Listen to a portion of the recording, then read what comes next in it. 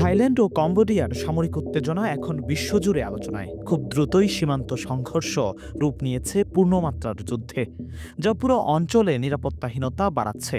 এবার বিশ্লেষণ করা যাক এই যুদ্ধে কার সামরিক শক্তি কতটা প্রস্তুত ও কার্যকর। প্রথমেই সামরিক বাজেটের কথা আসে। ২০২৪ সালে থাইল্যান্ডের প্রতিরক্ষা বাজেট দাঁড়িয়েছে $৫.৭৩ বিলিয়ন। অন্যদিকে কম্বোডিয়ার বাজেট ছিল মাত্র $১.৩ বিলিয়ন। কম্বোডিয়ার তুলনায় সামরিক শক্তিতে ৪ গুণ বেশি বিনিয়োগ করেছে থাইল্যান্ড। এবার সেনাবাহিনীর জনসংখ্যার কথা আসে। কম্বোডিয়ার সক্রিয় সৈন্য সংখ্যা ১,২৪,৩০০ জন। থাইল্যান্ডে সেই সংখ্যা ৩,৬০,০০০-এর বেশি, যার মধ্যে প্রায় ২,৪৫,০০০ সৈন্য স্থল বাহিনীতে নিয়োজিত। এতে স্পষ্ট, কথার যুদ্ধে নয়, বাস্তব যুদ্ধের ময়দানেই থাইল্যান্ডের আধিপত্য সুস্পষ্ট।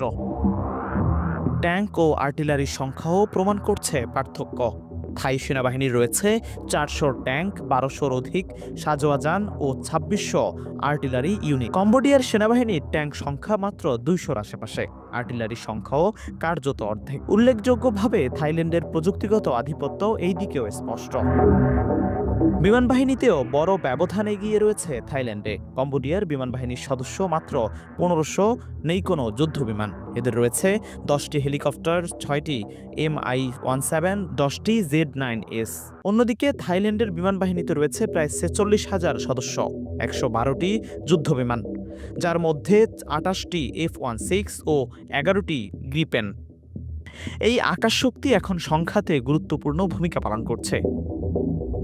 নৌবাহিনীর দিক থেকেও পার্থক্য ভয়াবহ। কম্বোডিয়ার নৌবাহিনী মাত্র ২৮০০ সদস্য নিয়ে চলমান, রয়েছে মাত্র ১৩টি উপকূলরক্ষী যুদ্ধজাহাজ। এর তুলনায় থাইল্যান্ডের নৌসেনার সংখ্যা প্রায় ৭০,০০০, যেখানে রয়েছে ১টি বিমানবাহী রণতরী, ৭টি ফ্রিগেট, ৬৮টি উপকূলীয় যুদ্ধজাহাজ, মেরিন কোর ও ড্রোন সহ সামরিক সক্ষমতা। এই অস্ত্র ভাণ্ডারের পার্থক্য কিভাবে যুদ্ধের ফল নির্ধারণ করবে, এই প্রশ্ন ঘুরপাক খাচ্ছে বিশ্লেষকদের মনে।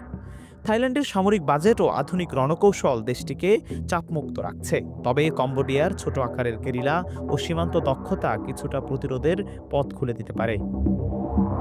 বিশ্লেষকরা বলছেন, যদি দীর্ঘ সময় সংঘাত গড়ায় তবে সামরিক সক্ষমতায় বড় ব্যবধানের কারণে থাইল্যান্ডই বিজয়ী হবে। তবে কম্বোডিয়া সীমান্তের স্থানীয় জ্ঞান ও ছোট পরিসরে লুকিয়ে থাকা ঐতিহ্যিক কৌশল প্রয়োগ করে কিছু রূপান্তর ঘটাতে পারে। সর্বোপরি সীমান্তে বিমান হামলা, গোলাবর্ষণ এইসব এখন পূর্ণাঙ্গ যুদ্ধের সম্ভাবনাকে তীব্র করে তুলছে। উত্তপ্ত এই পরিস্থিতিতে থাইল্যান্ডের সামরিক সক্ষমতা সম্ভবত দীর্ঘমেয়াদী সংঘাতে এগিয়ে থাকবে, কিন্তু সবকিছুই নির্ভর করবে কখন, কোথায় এবং কিভাবে যুদ্ধ পরিণত হবে তার উপর।